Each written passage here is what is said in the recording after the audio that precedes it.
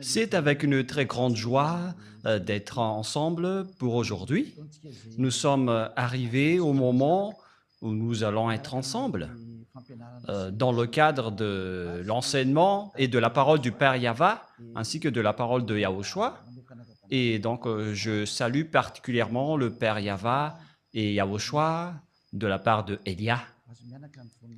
À eux deux, la gloire éternelle. Et je réitère mes salutations pour vous qui êtes dans votre foyer, qui recevez et qui suivez cet enseignement pour aujourd'hui. C'est l'ambassadeur de Yahushua, Elia, qui est avec vous tous en ce moment. Et je vous souhaite à tous de bien suivre l'enseignement. Le titre est vraiment très lourd. Elia l'a déjà dit, l'OTAN, jamais vous ne vaincrez la Russie. C'est la bête. Et alors, vous allez être détruit si vous la testez, si vous la touchez. Il faut toujours écouter la parole de Elia, même si Elia parle depuis Madagascar. Alors, il faut que vous écoutez, vous, les Américains, vous les Français, car vous ne pouvez plus rien faire. C'est la vraie parole venant du ciel des cieux, venant du Dieu qui dit qu'il ne faut plus pécher. Et ceux qui sont avec ce vrai Dieu ne pêchent point. Et Élia est le témoin de cela. Donc, vous ne pouvez pas le nier ni le contredire. C'est impossible pour vous de faire cela, car la vérité reste la vérité. Voilà donc l'introduction. Et maintenant, nous allons avancer dans la suite de l'enseignement. C'est où déjà le dernier verset, Rouve? C'est Luc 21, mais pas 12. Luc chapitre 21. Allons-y. Nous allons donc le lire ensemble. Luc chapitre 21. Et en fait, nous avons donc abordé ce type de sujet selon la volonté du Père Yava. Il y a une raison pour cela. Et donc, nous allons voir Luc chapitre 21 à partir du verset 20. C'est bien ça. Des jours de vengeance pour l'accomplissement de tout ce qui est écrit. Jusque-là, d'abord, nous allons aborder le sujet à partir de cette parole. Lorsque vous verrez Jérusalem investie par des armées, nous avons vu donc dans l'enseignement numéro 20 que la Russie va attaquer Israël avec l'Iran et tous les pays du Septentrion, y compris les Chinois et les Orientaux, quoi d'autre, les Arabes et les Africains et tout le reste. Ils vont donc tous être avec les Russes. Et nous voyons bien avec les chercheurs géopolitiques mondiaux, on constate que tous les Africains suivent les Russes.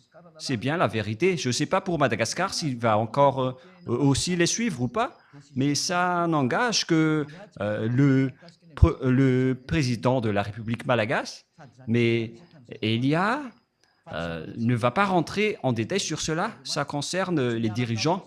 Mais ce qui nous importe, c'est que la parole de Dieu doit s'accomplir. Si vous ne suivez pas cette parole, vous allez être frappé.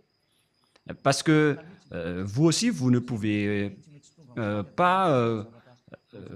vous ne trouvez pas quoi faire. Si vous n'allez pas avec la bête, vous allez être tué. Et si vous allez la suivre, alors vous allez suivre la bête. Et donc, on va attaquer Jérusalem et nous allons lire ce verset dans Zacharie 14. Et nous allons lire la parole et après, on va continuer avec les explications. Zacharie 14, 1 et 2. Voici le jour de Yahva arrive et tes dépouilles seront partagées au milieu de toi. Je rassemblerai toutes les nations pour qu'elles attaquent Jérusalem. La ville sera prise. Voilà le sujet que nous allons aborder pour savoir qu'est-ce qui se passe vraiment. Les maisons seront pillées et les femmes violées. Il y aura donc des viols de femmes en Israël. La moitié de la ville ira en captivité, mais le reste du peuple ne sera pas exterminé de la ville. Mais waouh, c'est vraiment une mauvaise histoire pour vous, les Israéliens, si seulement vous avez écouté Élia. Mais vous, vous ne pouvez pas écouter. Je ne sais pas quand est-ce que vous allez m'écouter à cause de votre dénigrement, alors que vous savez bien que l'île va attendre la loi. Ce n'est pas les Israéliens qui vont porter cette parole, ce sont les autres nations. Et on le constate déjà, Élia est déjà là, et les gens sont ôtés du péché. Les gens qui sont avec Élia ne pêchent point. Et qu'en est-il de vous? Est-ce que vous pensez que ces gens qui sont libérés ne vont pas vous juger? Mais qu'en est-il de vous? Ces personnes n'ont pas menti. Ils vivent dans cette situation, dans cette vérité. Et qu'en est-il de vous? À vous donc de réfléchir et de répondre à ce jugement. Je rassemblerai toutes les nations pour qu'elles attaquent Jérusalem. Mais waouh!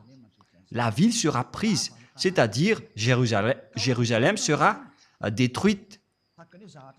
Les maisons seront pillées. On parle ici de pillage. Et le dôme de fer ne pourra plus rien faire. C'est la protection aérienne des Israéliens.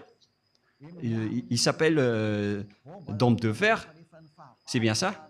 Qui les protège des bombes ou des roquettes des ennemis. C'est ce dôme de fer. Le chef de Hezbollah. Et le dôme de fer n'était plus impénétrable. Les bombes iraniennes a réussi à entrer dans le territoire d'Israël. Et le monde ne peut plus échapper à la réalité. La réalité dans ce monde est devenue très compliquée. Et il n'y a plus rien qui marche. Les protections sont tous détruites par les autres. Et je vais rassembler les gentils. La parole de Joël confirme cela aussi. Nous allons faire le tour de toutes les paroles qu'on peut voir. Et donc, c'est dans Joël, chapitre 4, versets 1 et 2. Écoutez tous ces paroles de prophètes. Et pour les prophètes du Père Yahva, les paroles sont les mêmes. Les preuves vont petit à petit. Et Élia est donc le dernier prophète qui montre toutes les réalités, tout ce qui va se passer, parce que les paroles des prophètes sont pareilles, mais ce sont les précisions qui les diffèrent. Car voici, en ces jours, en ce temps-là, quand je ramènerai les captifs de Juda et de Jérusalem, et maintenant ils sont déjà rapatriés sur leur terre. Après, en 1822, ils ont commencé à être rapatriés dans leur territoire, à partir de 1822. Et donc, Joël l'a confirmé en disant, lorsque je les ramènerai de leur captivité, et verset 2, je rassemblerai toutes les nations et je les ferai descendre dans la vallée de Josaphat. Là, j'entrerai en jugement avec elles au sujet de mon peuple d'Israël, mon héritage, qu'elles ont dispersé parmi les nations. Le Père Yahva était vraiment triste lorsque les Israéliens étaient en captivité dans les autres nations, mais puisqu'il était en colère, il a été obligé de le faire. C'est pourquoi je vous ai dit, c'est vraiment mauvais de rendre. Va riposter, voilà ce qui va se passer. Tout d'abord, il a attaqué les Israéliens, il a frappé les Israéliens, mais après, il va envoyer les personnes dans la vallée de Josaphat. Cette guerre en Israël, donc, va se faire dans la vallée de Josaphat, ou la montagne de Megiddo. Et nous allons lire cette révélation alors. Hâtez-vous et venez, vous toutes, nations d'alentour. On parle donc ici des nations qui sont aux alentours d'Israël. Ils vont tous entrer là-dedans, notamment les Libyens, les Gazaouis, les Jordaniens, les Syriens, je ne sais plus, jusqu'aux Arabes, les Africains. Ils vont tous entrer là-bas pour attaquer Israël. euh, mis à part les Russes et les Chinois et les pays du septentrion qui sont avec eux, ce schéma est vraiment très dangereux. C'est un dangereux schéma. Et nous allons également voir l'image en disant « Ô Yahva, fais descendre tes héros, que les nations se réveillent et qu'elles montent vers la vallée de Josaphat, car là je siégerai pour juger toutes les nations d'alentour. » Et donc, c'est à la fois un terrain de combat et lorsque la guerre devient atroce, le Père Yahva va se montrer pour faire le jugement. Nous allons donc voir cette parole pour prouver est-ce que le danger pour les Israéliens va sortir du septentrion. Et c'est bien cela. Nous allons voir cette parole de Dieu et en même temps, je dois voir le repère car ça fait bien longtemps que je n'ai pas enseigné cela. Rouv. Et Rouv aussi, il est devenu une vedette de Yahushua ces derniers temps. C'est merveilleux. Il vaut mieux être une vedette de Yahushua au lieu d'être vedette autrement. Dans Jérémie, chapitre 1, verset... quel verset déjà?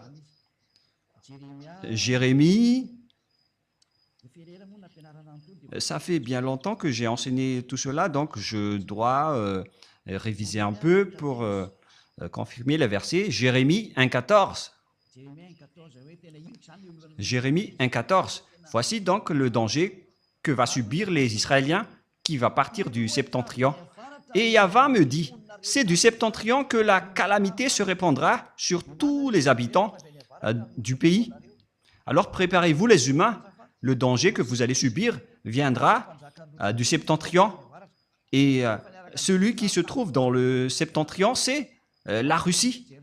Et j'espère que vous avez tous vérifié la carte du monde en regardant la Russie, en prenant Israël comme centre du monde. Et celui qui est au nord d'Israël, c'est directement la Russie. On parle ici de Gog, le roi de la Russie. Et donc le danger que va subir tous les humains de la terre viendra de la Russie. Et c'est la Russie qui va vous frapper tous. C'est pourquoi le titre « Jamais vous ne vaincrez la Russie ». Pourquoi? Pour ceux qui connaissaient la vérité de la Sainte Écriture, vous ne pourriez jamais y échapper. Tout le monde sera impacté et on va aussi juger tous vos dieux, que ce soit le dieu des Indiens, le dieu des Arabes, tous les faux dieux. Préparez-vous, on va vous juger. D'ailleurs, il y a Jésus qui nous a sorti des propos injurieux de la part de Jésus. Et il y a ceux qui se disent, mais de quoi il parle? De Jésus? Bien sûr. Et peut-être que l'antenne des gens vont vraiment être très sensibles en disant, mais pourquoi vous avez discuté avec Jésus? Oui, c'était bien le cas. Et il ne ment jamais. Mais si jamais il nous a escroqués, mais c'est difficile aussi de nous escroquer, hein, parce que voilà son propos. Arrêtez de parler. Arrêtez votre parole, vos paroles. Je suis vraiment étonné.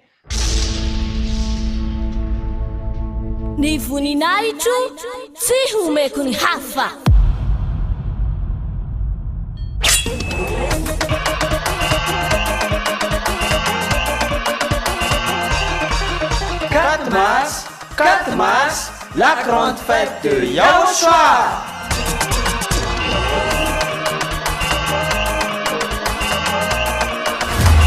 Célébration des noms qui apportent le salut, Yahva et Yahushua. Prêché par l'ambassadeur de Yahushua, Ziadia Elia.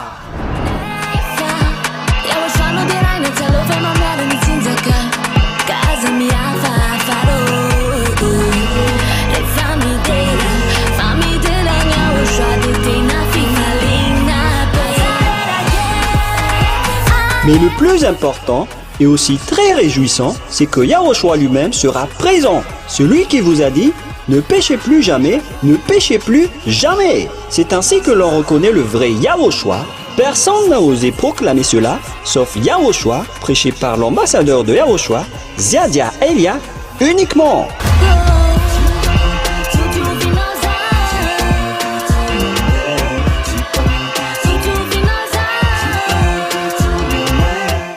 nombreux pour assister à la grande fête de Yaoshua le 4 mars 2025 prochain.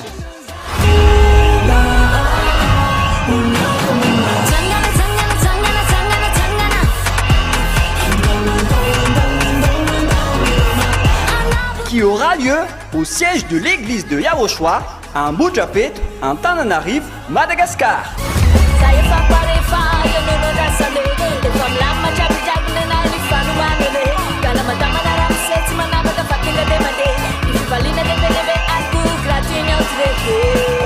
À tous les